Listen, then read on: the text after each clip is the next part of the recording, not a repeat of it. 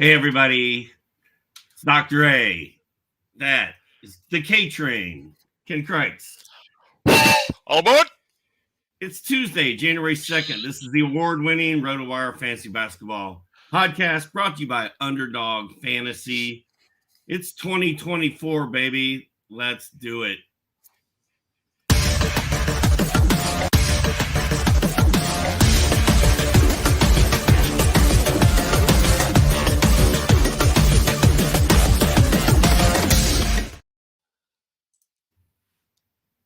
Hello, K-Train. How are your headphones? They are great. I was just explaining to Doc, I stepped and crushed my go-to headphones. Luckily, I had these backups in the closet, which I left open. But happy to be here in 2024. Thanks for having me, Steve. Are you sad about the headphones that are now destroyed? Those are your go-tos. They were my go-to. I am sad. I'm looking at them on the floor in two parts. I mean, they're plastic. They used to be... my other pod partners used to call those my boy band headphones. It's more like what I've got. These are my Stevie Wonders. Did I see you got a golden tee for Christmas? I'm getting us off topic already, but my birthday present. Came home from playing golden tee at the bar. Yeah, I opened my front door and there's a golden tee machine in my house. That is fantastic. Is this the wife saying stop drinking? Right. Or what you drink at home. Yeah. Maybe I don't need to have a full-time job anymore. Now that I won't be, you got all you need. Yeah. I've got everything I need right here. But it's cool, man. People like I'm known in my town as the golden tee guy because I'm always I play every day. Okay. In this same bar. And so when people found out that my wife got me a machine, they're like genuinely so excited for me. Like usually somebody gets something cool and you're like, oh, that's great, man. And there's like it's still jealousy thrown in. People are so happy for me. It's like they can just see the tears in my eyes for the joy. It sounds like you have a wife who knows you well. Yeah, so I got very lucky there. So yeah, that was cool. Let's talk about let's hit some news, Ken, and then we'll hit the panic meter, maybe some hot players, maybe some get off my lawn. I've got one lined up for next week. Maybe some bets and maybe a quick story. Dr. A Brush with Greatness story. Oh, fantastic. Perfect. And as usual, you want to talk about you cannot get away from the Mavs.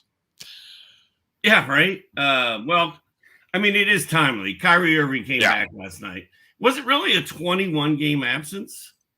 Did you? I relish him not playing. I'm a Kyrie hater, so I enjoyed the no Kyrie in the news. And look, surprise, surprise, comes back, plays poor defense, puts up a minus 15-point differential, and Mavs get spanked by lowly Utah. Well, that's what I was going to ask you. Are you surprised at any of that? No. I think Kyrie's probably, Kyrie's one of those addition by subtraction guys. You know what I am surprised by? I can't believe how badly Grant Williams is playing for Dallas. They gave him that nice contract. I thought he'd translate well in that lineup, hit a bunch of corner, catch and shoot threes, rebound better than this. It just goes to show Brad Stevens knows what he's doing, man. Well, and Grant Williams was supposed to be good. The thing I can't believe is that Dallas is as good as they are when it's literally just been the Luka show. Right. Jones and Exum in their starting lineup, retreads basically. I mean, Lively's been a great draft pick, right? He's a legit center. Derrick Jones Jr. is having a career year. Yeah. Tim Hardaway is a solid basketball player. He'll be super hot for 4 weeks, then get cold for 3. But yeah, he's doing his usual thing. But then you got all these guys just kind of filling in the blanks, and I don't know, man. They got a lot of Band-Aid guys. I do. I'm with you but I'm with you in the Kyrie arena. Like, I'm not a Kyrie guy, never have been. But I have kind of liked seeing him rooting on the bench for his teammates. And I feel like he's invested. And I feel like Anthony Davis is hell bent on playing as many games as he can. Kyrie Irving, all these guys that were used to kind of be chumps are trying to play every game now. And I feel like if Kyrie didn't have an actual real injury, he would be out there trying to help his team. So I still have a little bit of faith as a Mavs fan that this is all going to work out. But we'll see. Well, yeah, we'll see. What are they going to do? They're not going to trade Kyrie at the deadline or anything, so they got to make it work. Yeah, their hands are tied. So this Sal Fontecchio guy, Fontecchio, plays for Utah. I have been screaming from the rafters, Kamla and I both, and probably you too, like, you got to trade Lauri Markkanen off your fantasy team before the next injury and before he gets shut down. Rick and I kind of feel like this whole Utah team is going to get shut down. They should focus on getting the pick, 24 points, 6 boards, 2 assists, 2 steals, a block, and 3 triples last night. Is this a guy we should all be sitting on? I'm going to say, unfortunately, no. I wish I shared your enthusiasm. You're right. Utah's going to realize they need to tank for a draft spot, but Fontecchio is a one-night beautiful evening for him.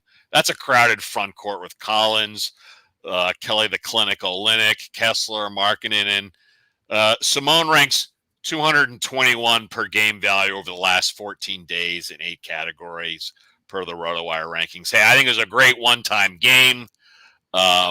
He certainly will gobble up the minutes when they realize the John Collins failure is just that. And I don't know why they're not giving Kessler more minutes. But to me, it's a buy low on Markkanen if you can, though maybe the name's just too big to get him on the low. His stats per year aren't that bad. In fact, his turnovers are actually improving. He's down 2.5 points per game. But you're right. Utah needs to focus on getting a lottery pick.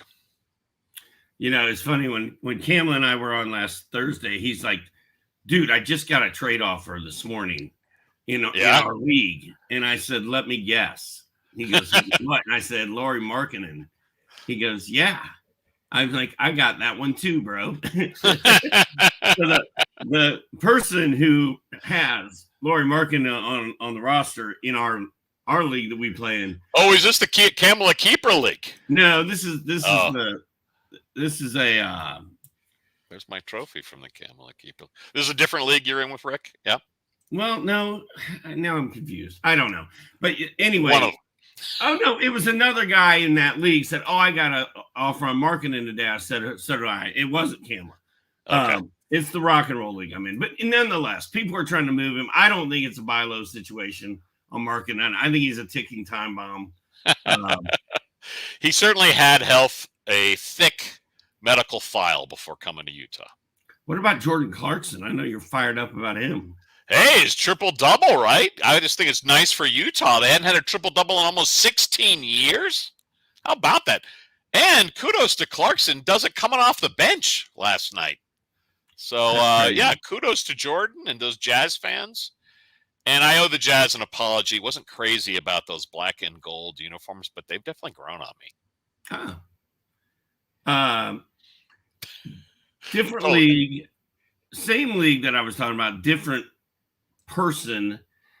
Once Donte DiVincenzo, who I just picked up off waivers when he blew up the other night. Yeah. What do you have? Like 38 points and he had something sick because he was just draining threes. He just was feeling it that night. Yeah. And so I picked him up and I'm like, he's already been starting for the Knicks for 3 weeks. They're going to keep starting him. RJ Barrett and all those shots are gone. Immanuel Quickley and all those shots are gone. Like, how can this fail for Donte? And she was like, well, do you want Zach LaVine for Donte DiVincenzo? I'm like, I feel like I should do that, but you're on the DiVincenzo side of that. I didn't read the show notes right. Yeah, I can stick with Donte. I mean, here's what scares me about LaVine, right? The Bulls are playing a heck of a lot better without him. They're 10-5 since LaVine's been out on this current injury. He does hope to return later this week, but if you're Chicago, what is the rush? And man, I feel like he's tanked his own, or the Bulls' success has really tanked LaVine's trade value.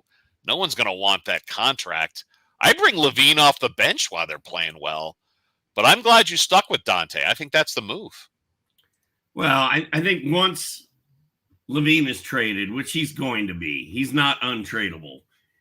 And he's not playing. I don't think he's playing another game for the Bulls. Once he's traded, I may look back on that and realize what a mistake I made.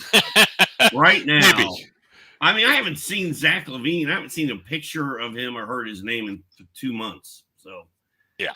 Well, and the picture I remember is him with terrible body language his last few Bulls games, where not getting back on defense. And yeah, he didn't win in Minnesota. He's not winning in Chicago. I don't want him. I wouldn't want him on my team. Did you happen to hear about the big trade that went down? Heck yes. What was your immediate reaction? Was it really Josh Hart being done for the season? My immediate reaction was, this is so cool. Like, no one is going to call me and tell me to get on my computer and record a video right now, breaking down the trade in 25 seconds or less and firing it off to a studio in Connecticut and plastering it all over the internet. Like, you're like, I can enjoy my holidays. I just kept scrolling. Well, I don't want to, badmouth a competitor where you used to work at, but yeah, good for you not having to have the corporate man crush you on a holiday. I'll say this: I actually think it's a good trade for both teams. I think Barrett needs to be somewhere with a fast motion offense. Too many times, look, I'm not an RJ Barrett fan. I wasn't coming out of Duke.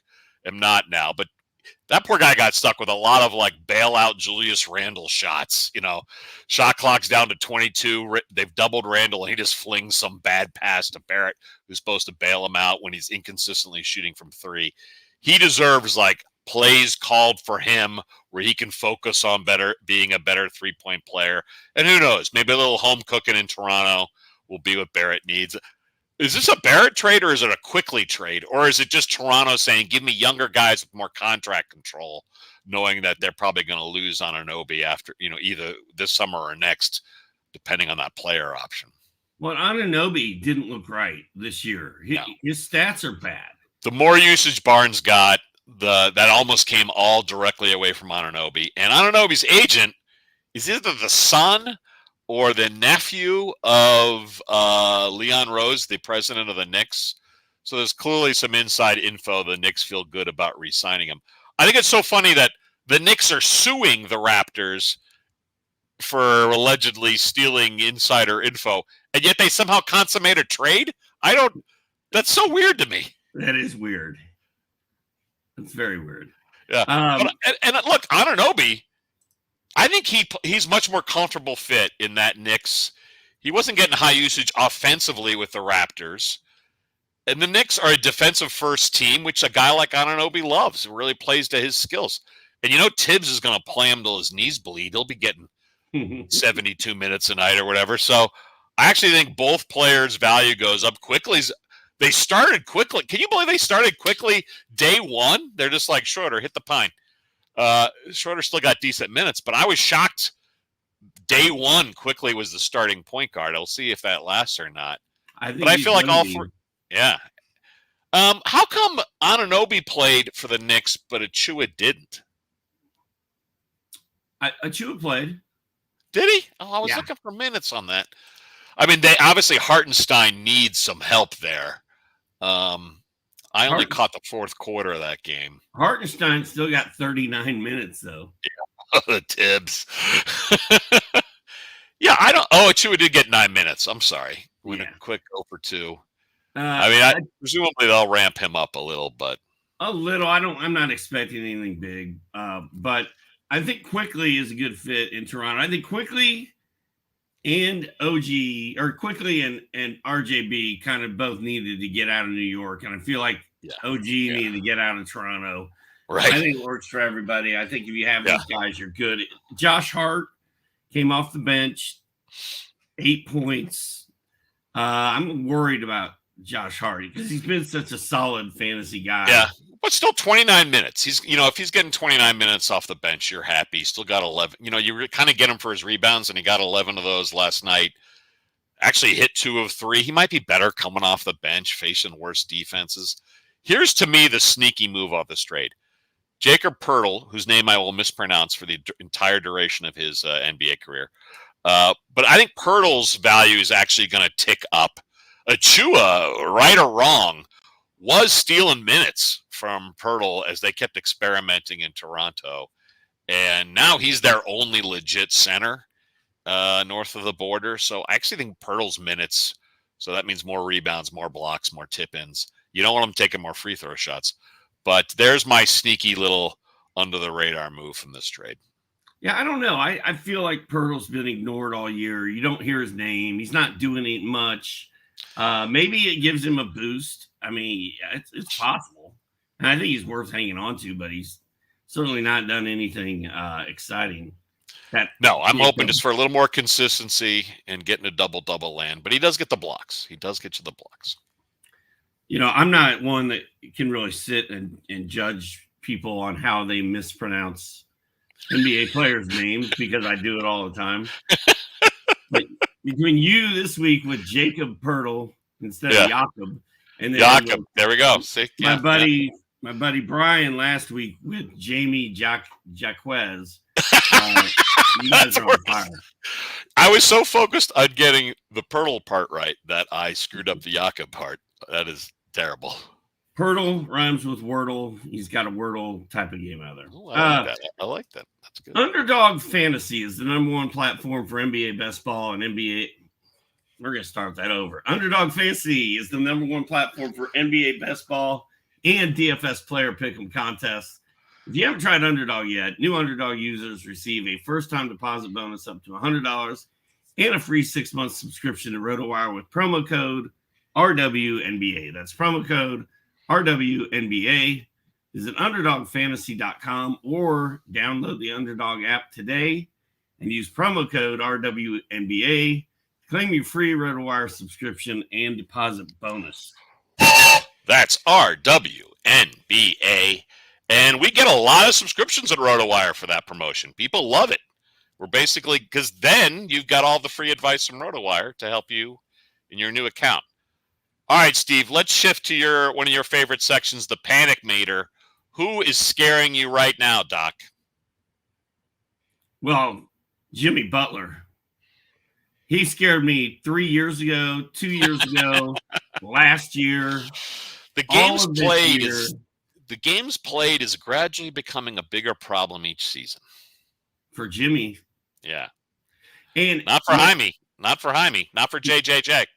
Dude, Soren came to me last night. He's like, hey, I dropped Jaime Jaquez to pick up Shadon Sharp. And I was like, you did what? Unacceptable. I'm like, no. Get on your phone right now and go back and get him. You can't do that. And he's it's like, funny. It's funny how go ahead. Sorry. He's just not that excited about Jaime Jaquez like I am. Doesn't like fundamental basketball, apparently. He's just watching slam dunk highlight reels, Well, there's that. That's how these kids watch all of their NBA basketball. Exactly. They're just watching the top 10 plays. That's all they care about. Yeah, exactly. That's it. Anyway, Butler's got a right foot injury now. After he missed all of last week, I think. He was ruled out last night early. Yeah, I don't know if he'll play this week, but it just gives that much more credence to Jaime Jaquez and how much of a leader he's become on that team and how important he is to that team and how you should not be dropping him anywhere, anytime, anyhow. Really can play 2, 3, or 4. He's clearly more of a 3. But it's funny how everyone predicted the Heat would draft him. It happens. Everyone says, oh, he's going to be a perfect fit. And he is. Like, he is such – he's like Heat culture day one. There's nothing flashy about his game. The footwork, the fundamental footwork is delicious. It reminds me of old school hoops, Kevin McHale-ish. But, yeah, great passer, not selfish. he just seems like plays great D, switches well.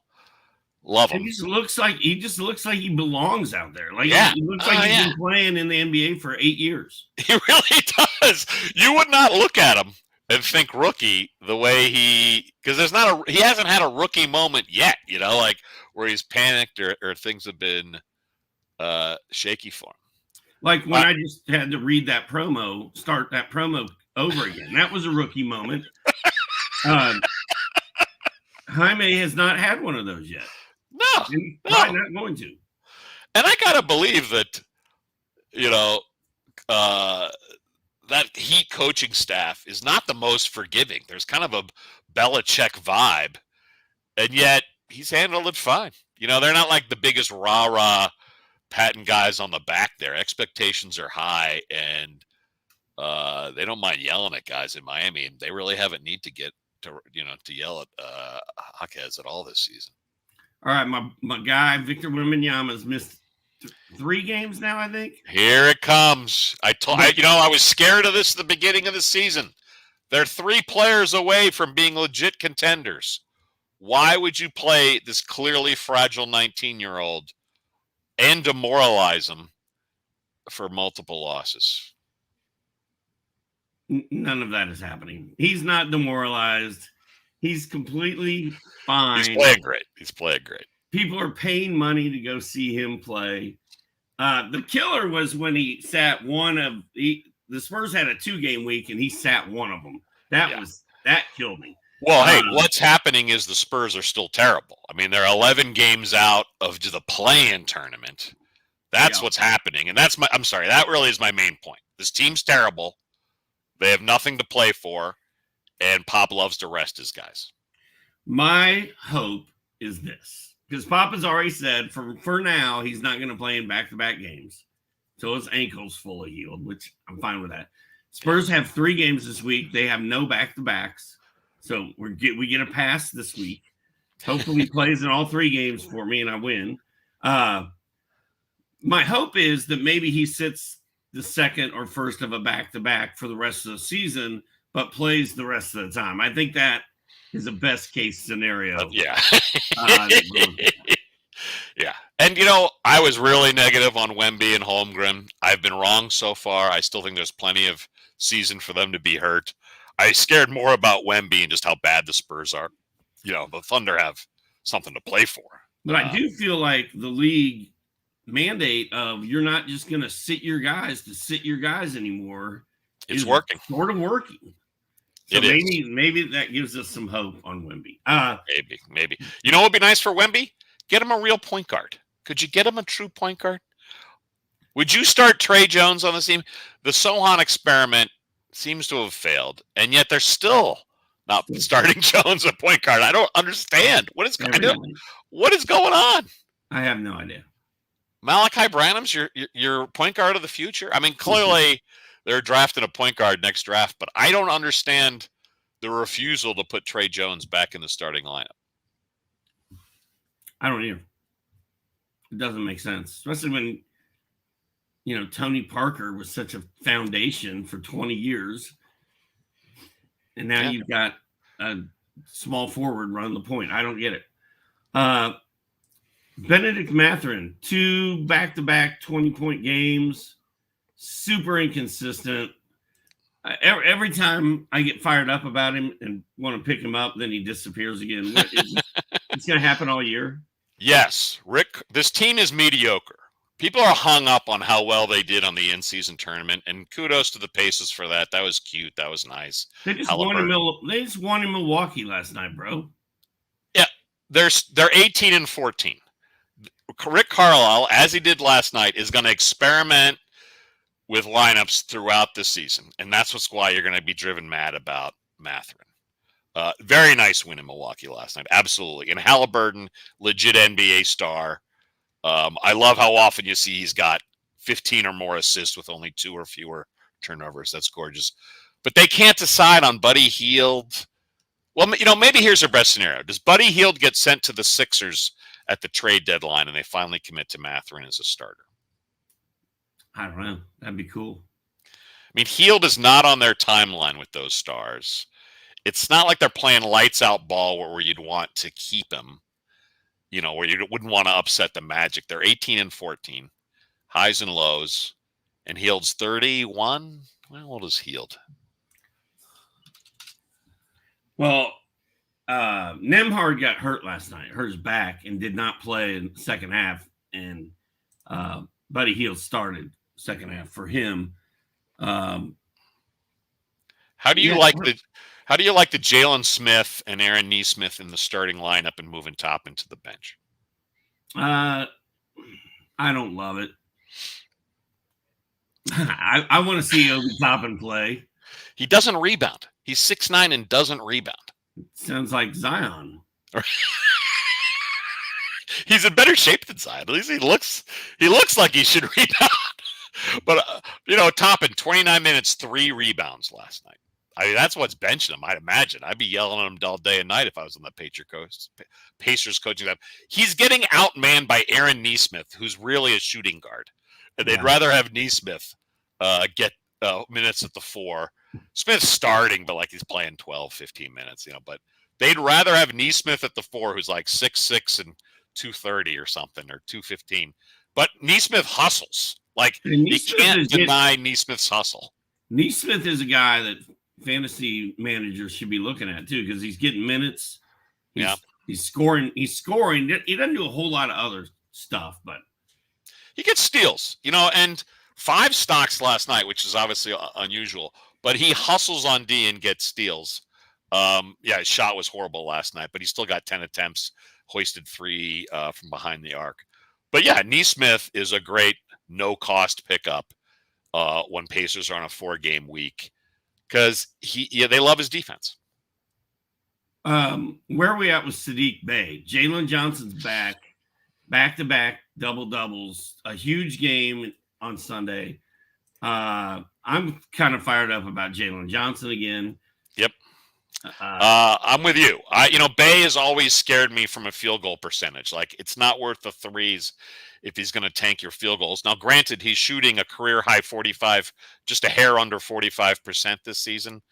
But I think they prefer Jalen Johnson. They've been married to Hunter for years now. But hey, you're the Hawks expert. Are you saying this is it for Bey?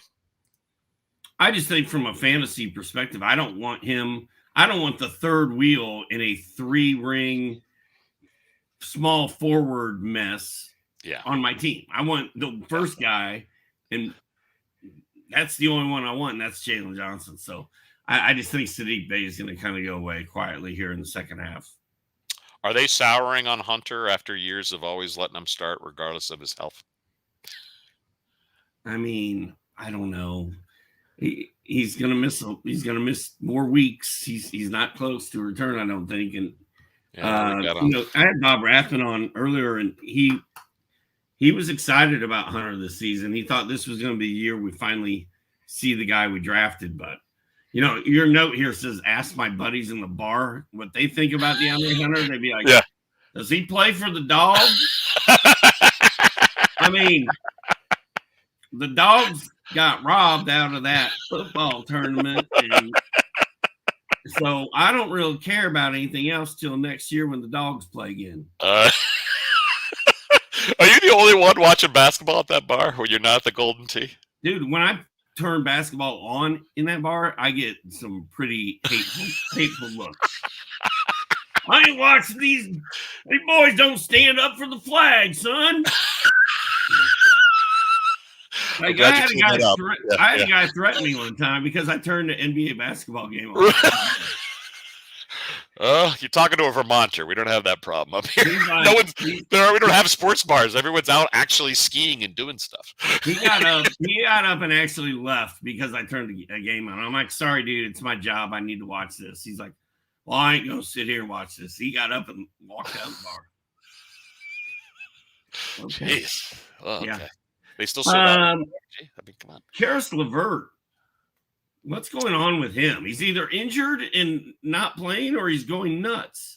Well, and why are they just turning their back on Craig Porter after he had 5 or 6 great, solid games as a starter?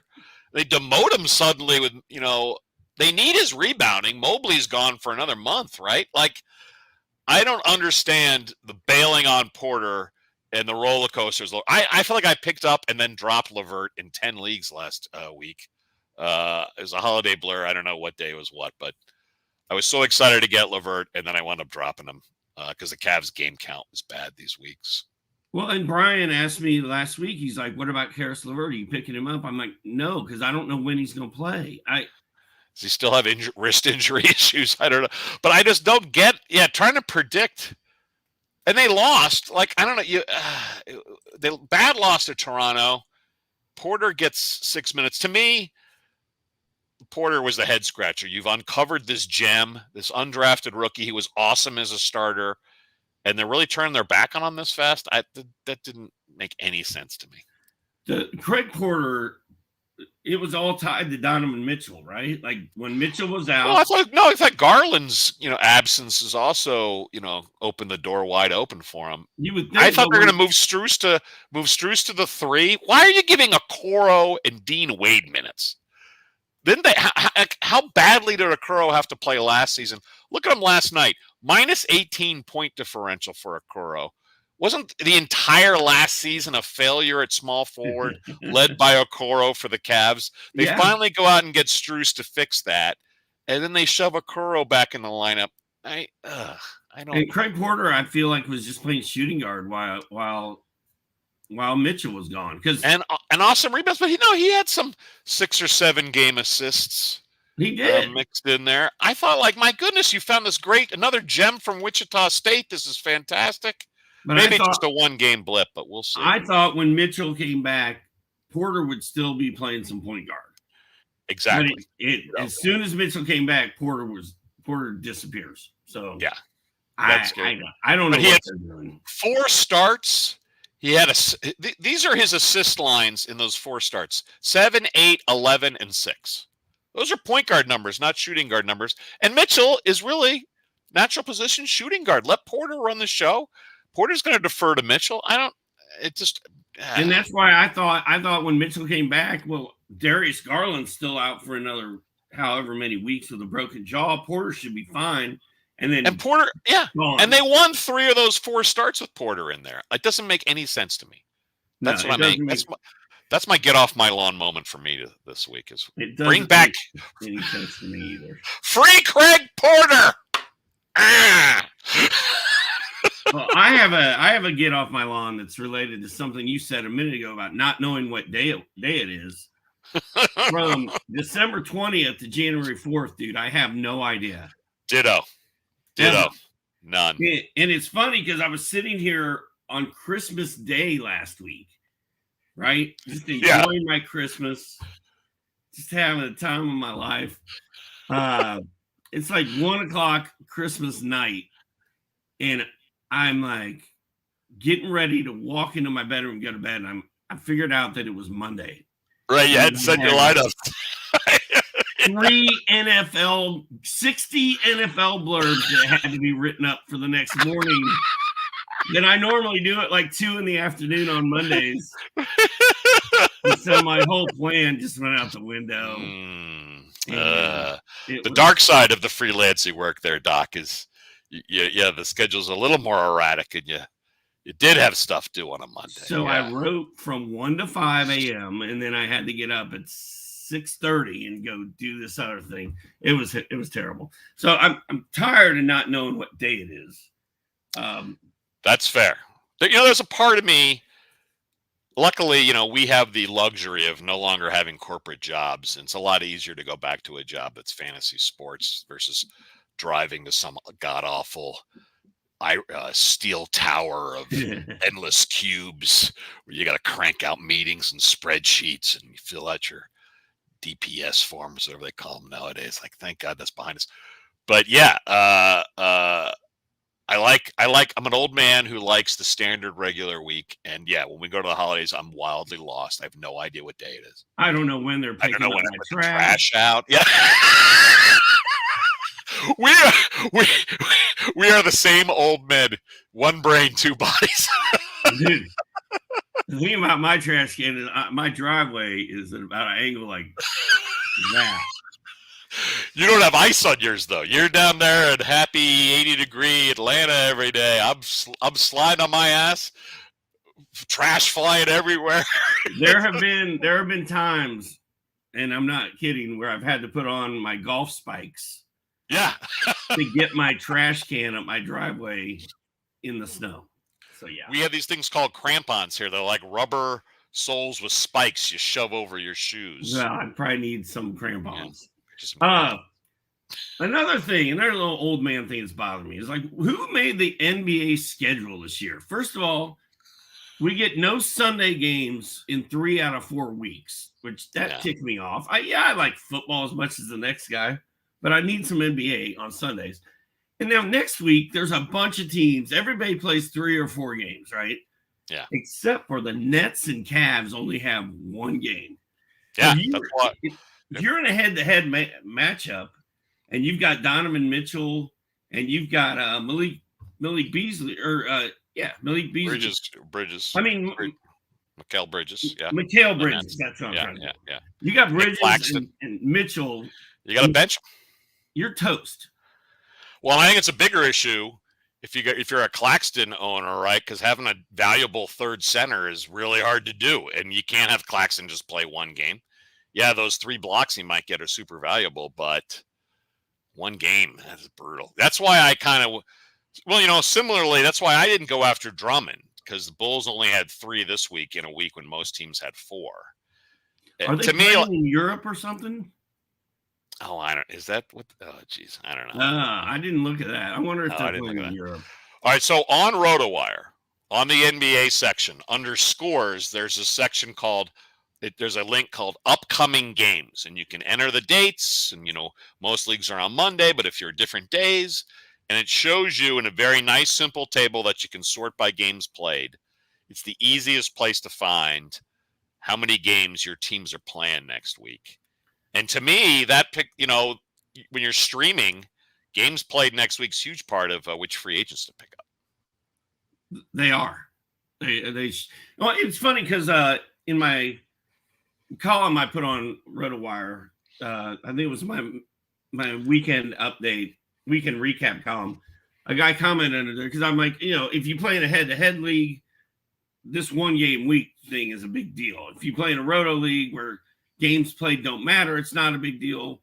And he's like, well, a lot of fantasy sites nowadays have it set up so the games played really don't matter, so you don't have to worry about that anymore.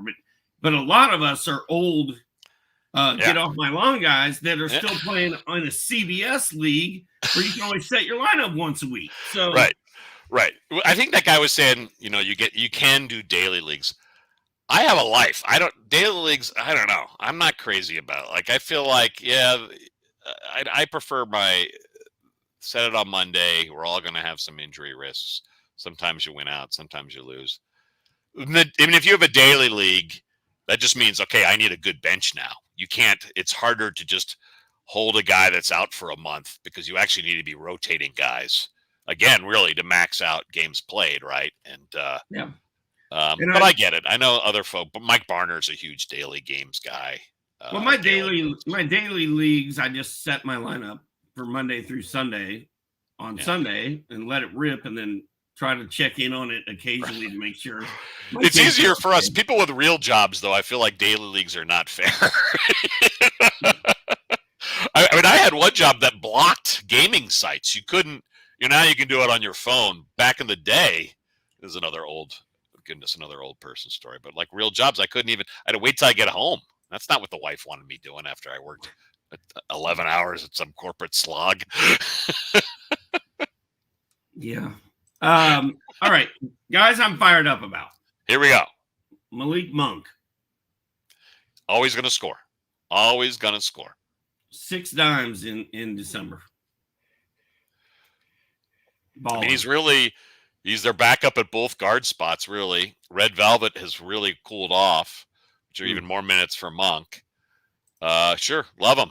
They rely on him. They need him. And they're a fast-paced team, right? So people get hung up on him not starting, but aren't they got to be top 3 in possessions. Let me look this up. Possessions per game. They were number 1 last year. Oh, they're down this year, team possessions per game.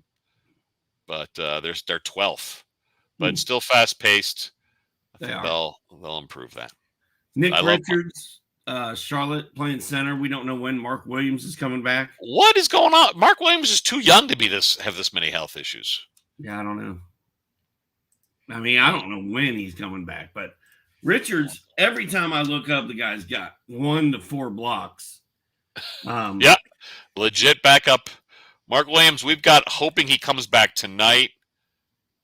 I don't know why we haven't listed his game time. Charlotte's one of those teams that does not help out with useful injury info. Back issue for Williams, and he's missed, it looks like, roughly a dozen games. And we'll see if he returns. Richards has been awesome filling in.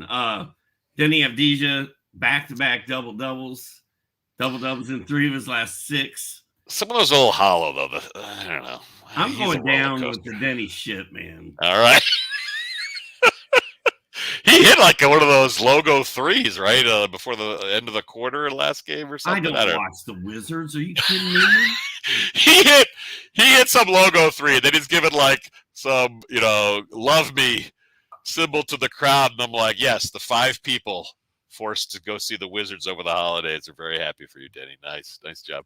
All right, can I give a little love to my favorite Celtic, D. White, baby?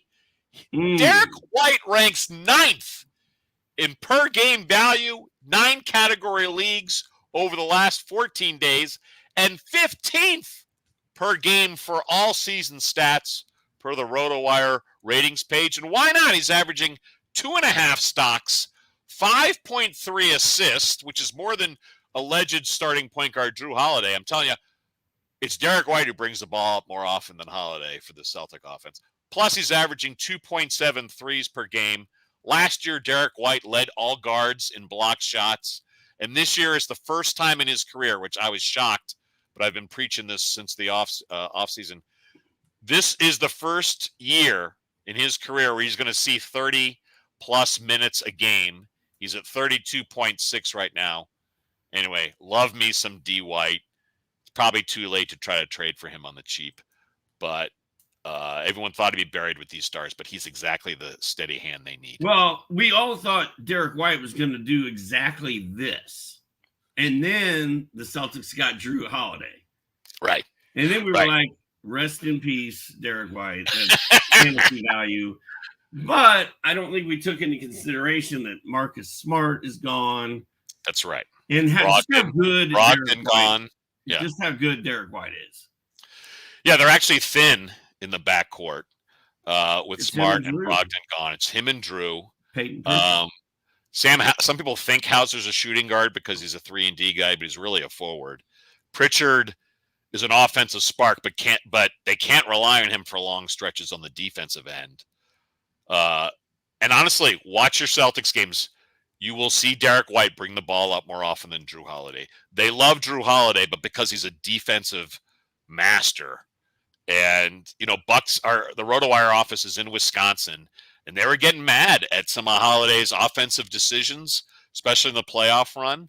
And the Celtics said, we have Derrick White. We trust him to run the offense. Holiday, you do what you do. Well, and you put Derrick White and his rebounding and defense next to Drew Holiday. It's elite. That's why best defensive guard in the league. That's why I think the Celtics are the best team in the league. Amen, brother.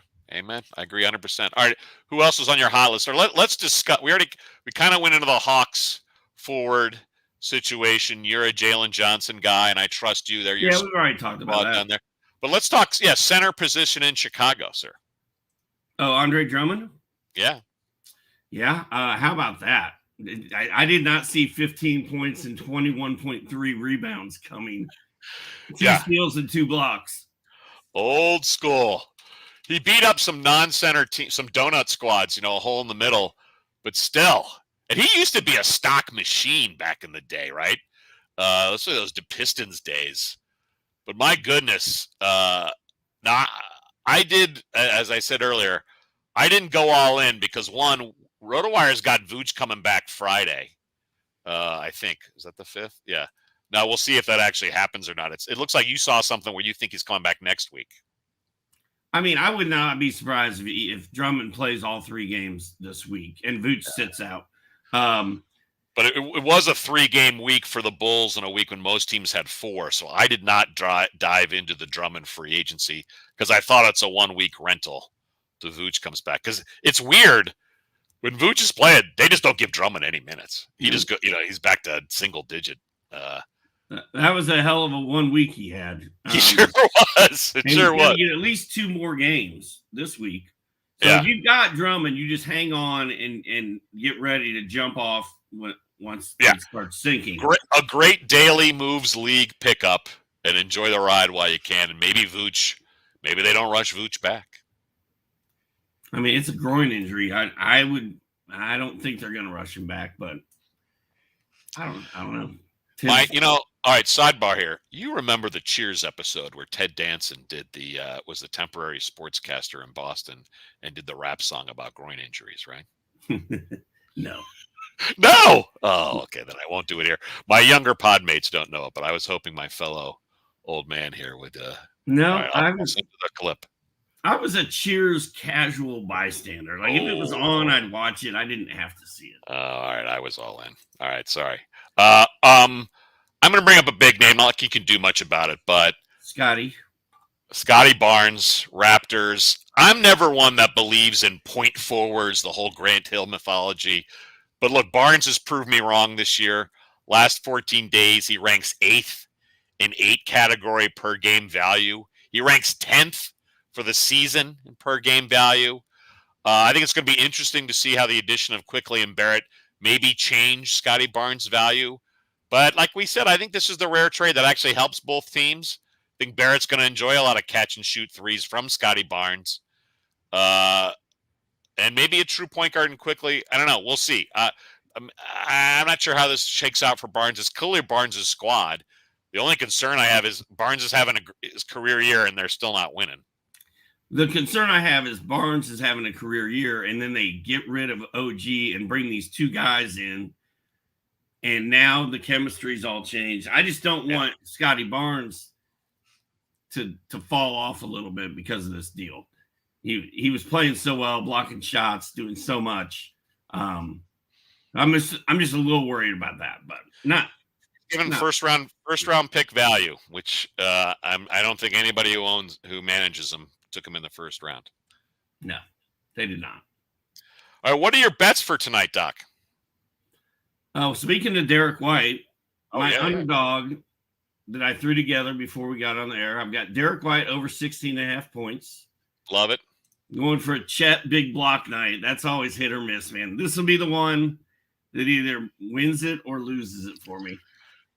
I can't wait for this game. I just think this game, Celtics Thunder, this is going to be awesome. Porzingis against Holmgren. I can't wait to watch this. I'm so excited for tonight's game. It's going to be fun. And then Josh Giddey just coming off a 20-point game. Seems like his scoring's getting back on track. He's going against the defensive-minded Celtics, but I don't care. I've got him at over 10.5 points. Giroux over 4.5 assists. I don't think that should be a problem tonight. And then Porzingis over 8.5 boards against Chet. So you clearly just it sounds like you should be on the over. It's 240 and a half. You think this is going to be a faster scoring game than Vegas has right now? Maybe. It's going to be, I don't know. But you got a lot last of night it was supposed to be the Pacers, Bucks were supposed to score 180 or whatever, and it was way under. It was way under where it was supposed to be. Yeah. All right. We'll see. I'm excited. I love these, the rare Eastern Western Conference stuff where the teams don't know each other that well. Obviously, this Thunder starting 5 hasn't played together long enough to get to know them that well.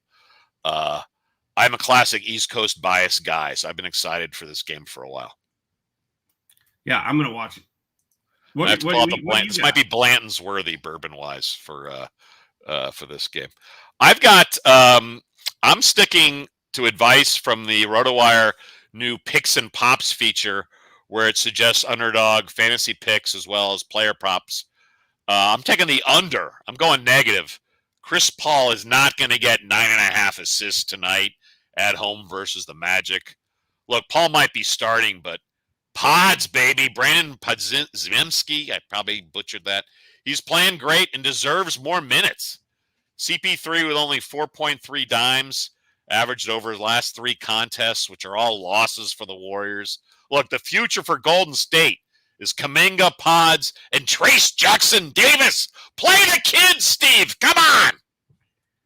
How did Trace Jackson Davis fall to 57th in the draft? We're both Big Ten guys. I know you love your Hoosiers. I don't know. I'm kind of pissed. I'm kind of a little angry the Celtics didn't grab him second round. They kept trading back.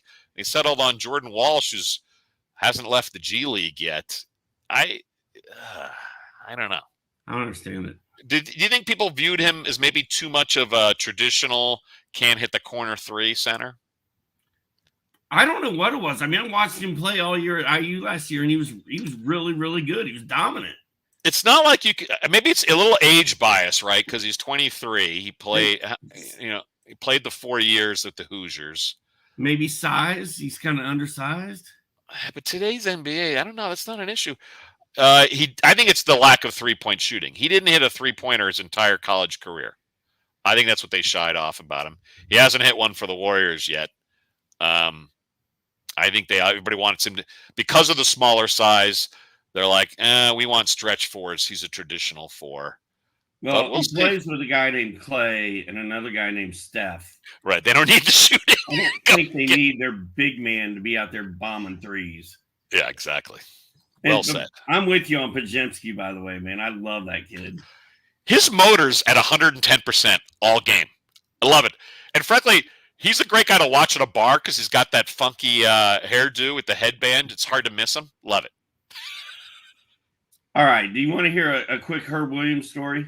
You know I do. Let me give the quick RotoWire plug. Folks, for a free trial of all the RotoWire tools, whether it's the picks and props feature, the daily fantasy lineup optimizer, the player ratings, the upcoming games, just go to rotowire.com/try for a free look behind the subscription wall. That's rotowire.com. And now let's end with Dr. A's Brush with Greatness. And while you tell the story, I'll try to answer a lot of these questions we got coming up on the live chat. Oh, nice. Well, Take it away. Take it away, Doc. I was going to say real quick, as far as the free RotoWire subscription, when I'm on RotoWire on my telephone, I'm not I haven't logged in, so it doesn't know that I am a subscriber. Yeah, so, just do that once and it'll remember you. Just log in once, man. That's a lot of work. Really. So Waylon will send me an email and be like, your column just posted on RotoWire, and I'll go there to read it, and I only get through like the first 2 paragraphs, and it cuts me off. I mean, just subscribe. Log in once. Yeah, log in once, Steve. Just once, and the phone will remember you. All right, that's my New Year's resolution, right there. There you go. All right, so Herb Williams used to play for the Indiana Pacers. Big center. Big old school center. Loved him. He played with Clark Kellogg. They both went to Ohio State together. And, I was local, so I kind of knew Herb. Herb knew who I was. We'd see each other all over the place. And it was my turn. There were like 5 of us shoe kids, and it was my turn to get a pair of Herb Williams shoes. So, as happened so many times, the game ends. I'm standing outside the locker room, and Herb is nowhere to be found. And, some of these other stories I've told, the same mailman did the same thing, and other guys have done that to me. Yeah. Well, I'm like, start asking around the other Pacers who were just coming out of the locker room. I'm like, do you guys know where Herb is? And like, oh, yeah, I think he said he's going up to the bar. I'm like 15 years old. There's a bar at the top of Market Square Arena. I go up there, and the bar's the players would go to the bar in the arena post-game? Yeah. Was it just players, or were there fans in there? No, the bar was closed. It was just Herb and some dude. And, so it's called I'm going to tell my Ryan Sandberg story. I have a Ryan Sandberg bar story in Chicago when you're done. It's called the Eagle's Nest, and it's like a rotating restaurant up there with a bar. And apparently, I think it was another player. It might have been like Kelly Tripucka. Seriously, I don't know who it was. I can see that easily. Yeah. But I think it was another. I think it was a player we were playing against. Anyway, I get up there. I go all the way up there. It's like 11 o'clock at night, 11:30, and the girl was cleaning up, and I said, "Hey, is Herb Williams in there?" And she's like, "I don't know. Is that Herb Williams?" I said, "Yeah." How many 6'11" gentlemen are in this bar? Wearing braces. Yeah, with knee braces, probably a walking stick. So she's like, "Okay, yeah, you can go in and talk to him." So I go waltzing over there. I'm like, "Hey, Herb." He's like, "Hey, buddy, what are you doing?" I'm like, "You said I could have your shoes tonight." He goes, "Oh, yeah, man, I'm sorry, I forgot." He goes, "Here you go." And he hands me his set of car keys. And he said, Really? "My Blazer's down there on the 3rd floor. It's black. The shoes are in the back. Just pop the thing, get the shoes, lock it, and this bring is the my days keys." before the remote key, right? You've got to actually put the key in the hole to find the right Blazer. No key fob in 1984, Ken. So I went down there, found the truck, opened the back, pulled the shoes out, shut it, went back inside, climbed all the way back up to the top of Market Square Arena, went in there, and he signed both of them. And I gave him his keys back. And I mean, I don't know. I just thought that it was must have crazy. taken some time. I bet Herb had a few bourbons in between you running down to the parking lot, trying to find which car is his, getting his shoes out, running back up to the bar you're not allowed to get into. I shouldn't even been in that. I wasn't even allowed in there. And then, right. I'm like 15 years old. My mom has probably been there for an hour out in the parking garage, parked on the street, wherever she was, waiting for me to come down. 20-degree weather. Yeah. You must have had a lovable mug as a 15-year-old for all the free stuff you got from these players. Would you could you muster a tier or something to get the players to feel sympathetic towards you? What was your go-to trick? I didn't really have one. I was just persistence. I was nice. And I tried to be polite. Polite goes a long way. I got yelled at by Tiny Archibald one time. He's like, You didn't say please. I was like, oh, my bad. I like that. Yeah. I like that. Good for Nate. I did too.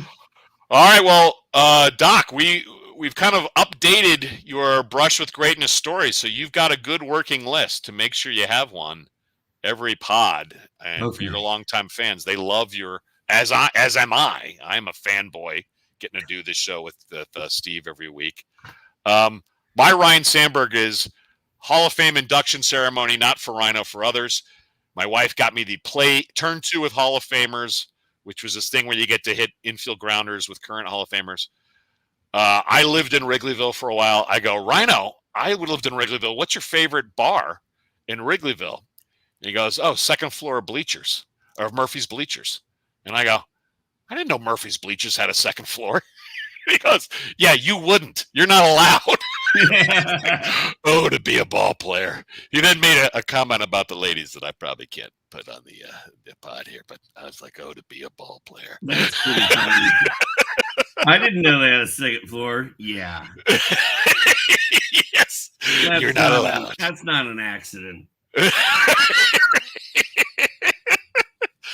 All right, Steve, will take us out of here, sir. All right, that's it. Rick and I will be back on Thursday as usual. I'll be back Tuesday with a special guest. Ken, you'll be back in a month. Thank you, and I'll be back Friday. Back to one of the 3 amigos on Friday's show. Steve, as always, an honor to be on the show. Thanks for having me, sir. Thanks for coming on. See you guys later.